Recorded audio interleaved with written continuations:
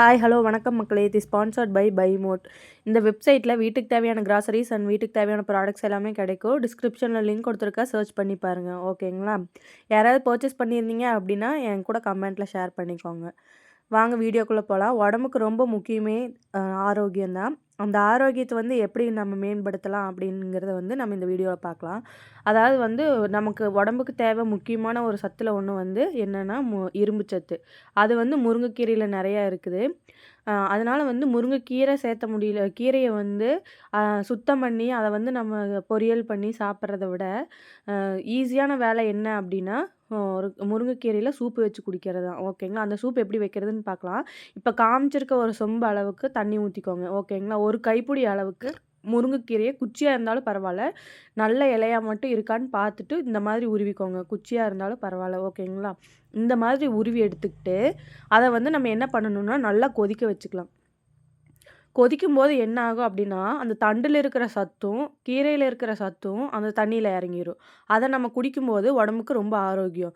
இதில என்னென்ன சேர்த்துறேன் அப்படின்னா, ஒரு டேஸ்ட்டுக்காக தான் இந்த பூண்டும், தக்காளி பழமும் நான் சேர்த்துறேன். ஓகேங்களா? சின்ன அரை தக்காளி தான் சேர்த்துருக்கேன், சின்ன சைஸில. ஓகேங்களா? பூண்டு எதுக்குன்னா, உடம்புக்கு ரொம்ப நல்லது பூண்டு சேர்த்துறது.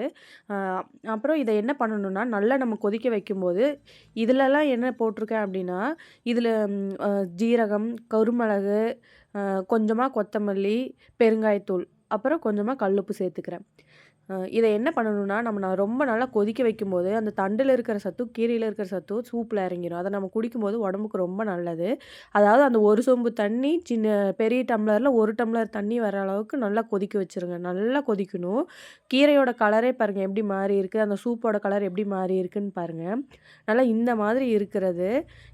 நான் எப்படி கொதிச்சுட்டு இருந்தது பார்த்தீங்களா? அந்த மாதிரி நல்லா கொதிக்க விடணும். ஓகேங்களா? அதுக்கப்புறம் இதை என்ன பண்ணணும்னா, நல்லா வடிகட்டிக்கணும். வடிகட்டுனா சூப்போட கலர் இந்த மாதிரி வரணும். உப்பு அதிகமாக போடாதீங்க, கொஞ்சம் கம்மியாவே போட்டுக்கலாம். ஓகேங்களா? இது உடம்புக்கு ரொம்ப ரொம்ப சத்தானது. ஓகேங்களா? முடி கொட்டுது, இந்த மாதிரி பிரச்சனை இருக்கோ, அப்புறம் ரத்த குறைபாடு இருக்கிறவங்க, கன்சீவா இருக்கிறவங்க, இவங்க எல்லாருமே இந்த சூப் குடிக்கலாம். ஃபர்ஸ்ட் டைம் குடிக்கிறவங்களுக்கு லூஸ் மோஷன் ப்ராப்ளம் வருது அப்படின்னு சொல்லி நிறையா பேர் சொல்லியிருந்தாங்க.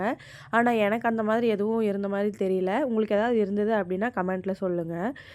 இந்த கீரையோட பயன்லாம் என்ன அப்படின்னு சொல்லி நான் போட்டிருக்கேன் பாருங்கள். எல்லாமே படித்து பாருங்கள். ரொம்ப உடம்புக்கு நல்லது. ஓகேங்களா? இது ரொம்ப கிடைக்கல அப்படின்னா, நாட்டு மருந்து கடைகள்லாம் பொடியாக கூட விற்கிறாங்க. அதை பொடியை கூட வாங்கிட்டு நீங்கள் சேர்த்துக்கலாம். ஓகேங்களா? உடம்புக்கு இது ரொம்ப ஆரோக்கியமானதும் கூட. ஓகேங்களா? இந்த அந்த இலைய மட்டும் சாப்பிட்றத விட தண்டு கூட சேர்த்து சாப்பிட்லாம்.